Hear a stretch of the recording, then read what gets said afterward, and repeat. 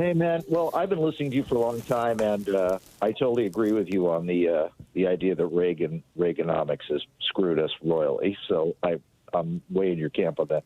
I live in Los Angeles. I live in a really good neighborhood in Los Angeles. You know where Beechwood Canyon is? I don't. I'm sorry. Well, it's the street you drive up if you want to look at the Hollywood sign. I mean, the Hollywood sign is right in the center of your vision. Yeah, I know where you're talking about then. Yeah, it is a nice neighborhood. Yeah, tourists come here, and the housing values up here are very high. Rent is very high. I have a good deal, but I pay a lot of rent too. And literally 3 blocks from here, there's huge homeless tent cities going on. Huge. Mm-hmm. I mean, hundreds of people living in tents and garbage everywhere and everything. And I'm not mad at those people. I'm mad at the government for letting that happen. I'm not mad at those people. What are they supposed to do? But I'm thinking, and then you drive 2 more blocks and there's another one. And you drive a few more blocks and there's another one. I mean, they're all over the place. They're all over Portland, too. Right in this neighborhood. Any kind of public land here in Portland, I mean, like near all the on-ramps and off-ramps from the highway, that's, city-owned land or state-owned land.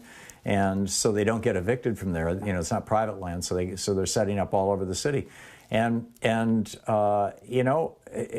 like, this is not their fault. I mean, this is not, they are not to blame for this.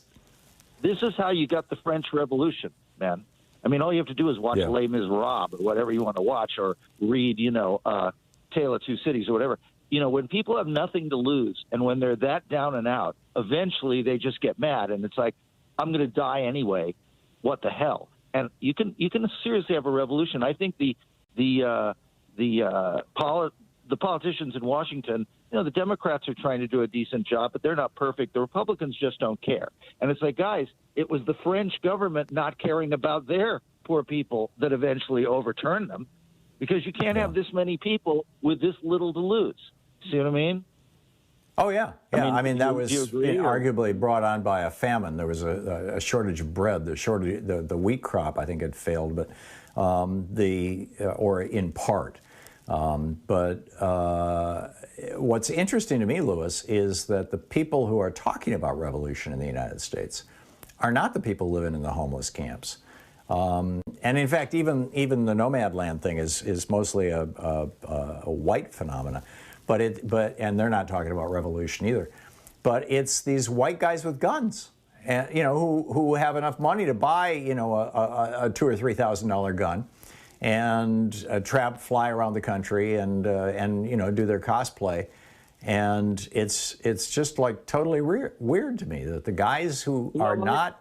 I understand that point, because they seem to they kind of, these guys want to live in a movie. They watch Marvel Comics movies, and they want to be one of the superheroes and tote their gun and have a war. And they're, that exists, and it's very negative in our society. But I'm saying, when these homeless people suddenly get a fire lit under them because they just literally, and if some firebrand comes along who knows how to make speeches to them and stand on a pedestal and say, enough's enough, that's where it starts.